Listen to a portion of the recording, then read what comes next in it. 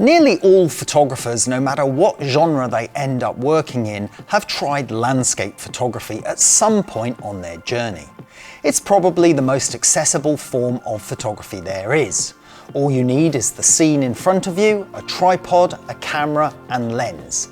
But if it's that simple, why do some photographers still seem to struggle with it? In this video, I'm going to share 5 common landscape photography mistakes and what you can do about them. Thanks to Squarespace for sponsoring this video. Use coupon code CARL to get a 10% discount. Most of my work focuses on product, advertising or fashion and beauty photography. But like many photographers, I've also dabbled with landscapes.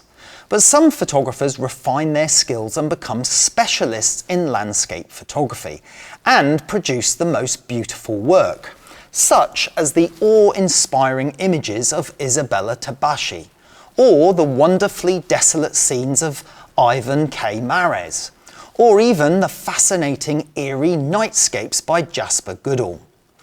Part of the appeal for me is just being outdoors, as most of the time I'm working in a busy studio. So when the opportunity arises to get out and shoot some landscapes for our education classes, then I'm excited to be out on location with my camera.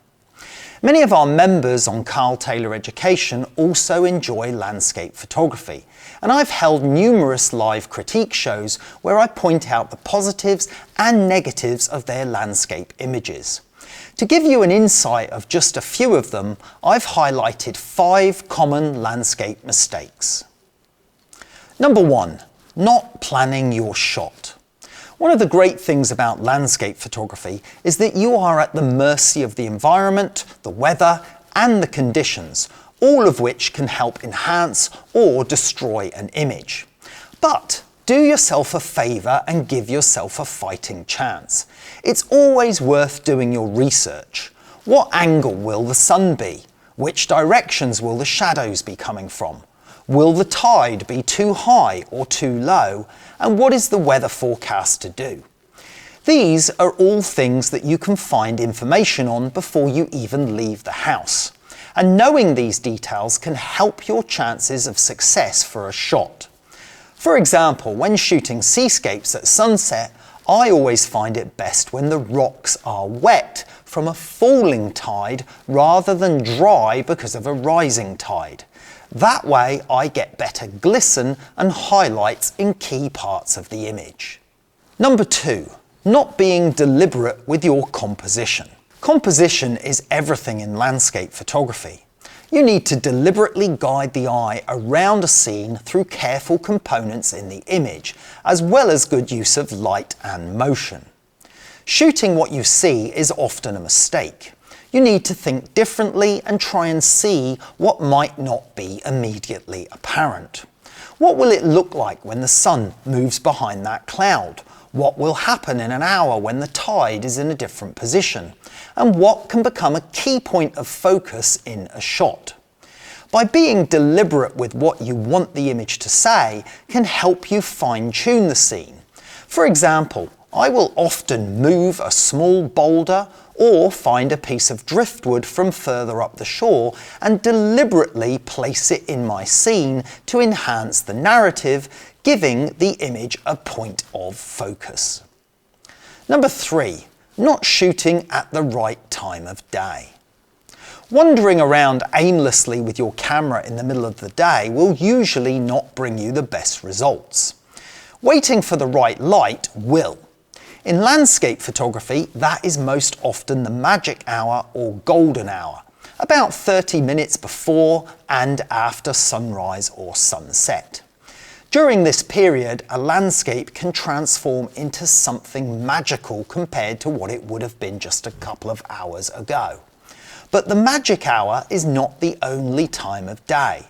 Cityscapes are often best at twilight when there is still some inky blue light left in the sky, ensuring that the buildings don't get lost into blackness. Or even during the day, using super long exposures with powerful neutral density filters can yield incredible results. The trick is actually your knowledge of photography and knowing what works and what doesn't. We cover that extensively on Carl Taylor Education. Number 4, choosing the wrong camera settings. This might sound rather basic, but it is still surprising to see the amount of photographers that will opt for 1/30th of a second shutter speed rather than 1 second. The effect of this can be immense. Longer shutter speeds provide us motion blur, which is particularly effective at turning moving water into a beautiful silky component of our composition. Other times, photographers don't carefully consider their depth of field and end up not getting the required parts of the scene sharp. Understanding basic principles of exposure, depth of field and motion are key to photography, and we cover this completely free in our Introduction to Photography course, which you can find in the Essentials section of my website. You don't even need to sign up, just go and watch it right there. It's the best starter kit in photography that you will ever find. Number 5, not considering the viewer's experience.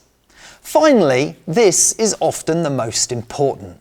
When we are out in the field enjoying the great outdoors, we can end up being too present in the moment and forgetting what it is we are trying to translate into an image. When taking your photo, remember that the viewer's experience of the final image will be very different to your own. They won't have the smell of the meadow or the taste of the sea in the air. They won't feel the breeze on their face or feel the cold or the warmth of the sun. The viewer's experience is purely visual, and it's in a 2-dimensional format.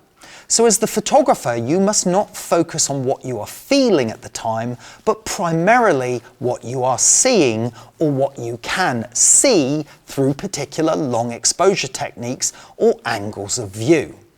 Try to block out your experience and think about the visual experience alone. Will it work? Will the image be as effective without the memory of everything that you experienced when taking the shot?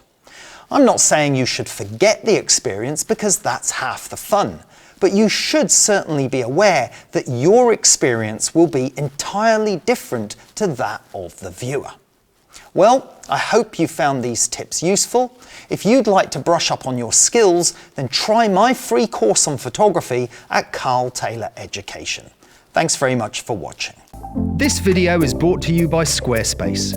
From websites and online stores to marketing tools and analytics, Squarespace is the all-in-one platform to build a beautiful online presence and run your business.